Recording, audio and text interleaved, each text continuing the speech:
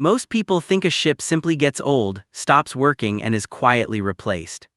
A new ship is built, the old one disappears, and global trade continues. But the ending of a giant ship is not simple at all.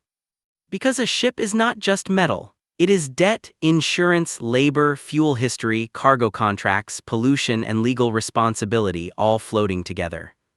And when that ship becomes too expensive to operate, one strange question appears.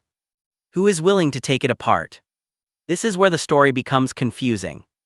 Because many of the world's largest ships do not end their lives in the countries that own them. They do not always go to clean industrial yards with machines and sealed floors. Many are sent thousands of miles away to beaches in South Asia, where workers cut them apart by hand. And here is the first thing that does not make sense. The ship may be worthless as a ship, but worth millions as scrap. Then another player enters the system, the cash buyer. Not the owners, not the worker, not the government. A middleman. And this is where the system starts to bend. Because what happens next is even more confusing. When a ship reaches the end of its life, it becomes a moving pile of steel. A large vessel can contain tens of thousands of tons of metal. Inside it are engines, cables, pipes, furniture, oil residues, asbestos, paints, and equipment. To one company, it is an old asset. To another, it is raw material. This is why shipbreaking exists. The steel can be melted and reused, the machinery can be sold. The copper, generators, anchors, and even furniture can enter local markets. So the ship does not die in one piece. It is converted into thousands of smaller products. But the value depends on location. A ship sold for recycling in one country may earn less money than the same ship sold in another country. Not because the steel is different, but because labor costs, safety costs, environmental rules, and demand for scrap steel are different. That difference creates a powerful incentive. If a shipowner can get more money by sending a ship to a cheaper yard, the financial logic becomes very clear. But the moral logic becomes much less clear. Because the cheapest place is not always the safest place. And that creates the next question. Who actually decides where the ship goes? The final voyage of a ship often begins with a sale. But the buyer is not always the recycling yard. In many cases, the ship is sold to a specialist known as a cash buyer. This buyer purchases the vessel from the owner, pays quickly, changes the paperwork, and then resells the ship to a breaking yard. On paper, this looks like a normal commercial deal. But in practice, it can create distance. The original owner can say the ship was sold, the cash buyer can arrange the final destination, the yard can say it only bought what was offered. Responsibility becomes harder to see. This is important because ships are international objects. A vessel may be owned by a company in one country, registered under a flag from another, insured somewhere else, crewed by people from several nations, and finally dismantled in a different place entirely. So when something goes wrong, the question becomes complicated. Which country is responsible? The owner's country? The flag country? The recycling country? Or the buyer in the middle? This is not just a legal detail. It is the design of the system. And once you understand that, the next part becomes even stranger. At first, beaching a ship sounds impossible. A giant vessel is driven at high tide toward the shore. When the water pulls back, the ship is left sitting on the mud and sand. Then workers begin cutting. Piece by piece, the ship is opened, sliced, and dragged inland. The reason is simple. A beach is cheap infrastructure. You do not need a large dry dock, you do not need the same level of machinery, the tide does part of the work. That is why places like Chattogram in Bangladesh, Alang in India, and Gadani in Pakistan became central to global ship recycling. In 2024, the NGO Shipbreaking platform reported that 80% of global scrapped tonnage was broken under substandard conditions on beaches in Bangladesh, India, and Pakistan. The system is not random. It follows cost. Lower wages, strong local demand for scrap, less expensive disposal, fewer barriers.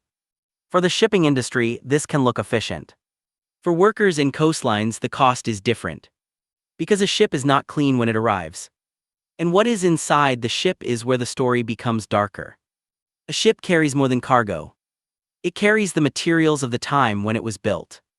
Older ships may contain asbestos insulation, toxic paints, heavy metals, oil sludge, chemicals, and contaminated water. Before safe recycling, these materials must be identified, removed, stored, and treated. That takes time. And time costs money. This is why regulation matters. The Hong Kong Convention, created by the International Maritime Organization, entered into force on June 26, 2025. Its goal is safer and more environmentally sound ship recycling. But rules on paper do not automatically change what happens on the ground. A yard still needs equipment, workers still need training, waste still needs a proper destination, inspectors still need power. And the pressure remains the same. The ship owner wants a good price. The yard wants steel. The buyer wants a margin. The worker wants a day's pay. Each person is making a rational decision inside a system that pushes risk downward. That is the hidden structure. Profit moves upward. Danger moves downward. But there is one more force that keeps the whole system alive. It comes from global trade itself. Ships are not retired only because they are old. They are retired because markets change. When freight rates are high, even old ships can stay useful. A vessel that seems outdated may still make money if demand is strong. But when freight rates fall, fuel prices rise, regulations tighten, or new ships become more efficient, the old ship becomes a burden. Suddenly, the same vessel that once carried profit becomes expensive to maintain. This is why shipbreaking rises and falls with global trade. It is connected to oil prices, steel prices, wars, sanctions, port congestion, and consumer demand. UNCTAD reported that the global fleet reached about 2.4 billion deadweight tons in 2023, showing the enormous scale of the system behind everyday goods. Every container, every car, every ton of grain moves through this system. And every ship in that system has a final date. But the strange part is this. The countries that benefit most from ships during their working lives are not always the countries that deal with them at the end. The benefits are global. The damage becomes local. And that imbalance explains why the beaches keep receiving ships. A ship may spend 20 or 30 years serving the global economy. It may carry oil to Europe, clothes to America, grain to Africa, or electronics from Asia. Its profits may pass through banks, insurers, charterers, and shipping companies around the world. But when the ship becomes waste, its final burden often lands in one coastal community. This is the unfair geography of shipbreaking. The useful life is international. The dangerous ending is local. In 2024, Bangladesh, India, Pakistan, and Turkey together accounted for most of the global ship recycling market, according to UNCTAD reporting. That concentration is not accidental. It is created by price, regulation, labor markets, and industrial demand. For local economies, shipbreaking can provide jobs and steel. For workers, those jobs can be necessary. So the issue is not simple. It is not just bad yards and good owners. It is a chain of incentives where everyone is responding to pressure. But the people with the least power often face the highest risk. And the people with the most power often remain far away. That distance is what makes the system so difficult to change. If everyone knows the risks, why does the system continue? Because the system is useful. It removes old ships from the market, it supplies cheap steel, it gives shipowners money for assets that no longer earn, it supports local industries that depend on recycled material. And most importantly, it hides the true cost. When a product is cheap, the cost has not always disappeared. Sometimes it has only moved. In shipbreaking, the cost can move into polluted sand, injured workers, weak enforcement, and communities living near contaminated coastlines. The shipping industry is built on efficiency. But efficiency often means removing friction. Less time. Lower cost. Fewer delays. The problem is that safety is a kind of friction. Environmental control is a kind of friction. Proper waste handling is a kind of friction. So when the market rewards the cheapest solution, the cleanest solution has to fight harder to survive. This is why new rules matter, but also why rules alone are not enough. The real question is not whether ships can be recycled safely. They can. The question is whether the global system is willing to pay for it. And that leads to the final realization. A ship does not simply die. It is priced, sold, renamed, reflagged, redirected, and dismantled. Its final journey reveals a hidden system that most consumers never see. We see the container arriving.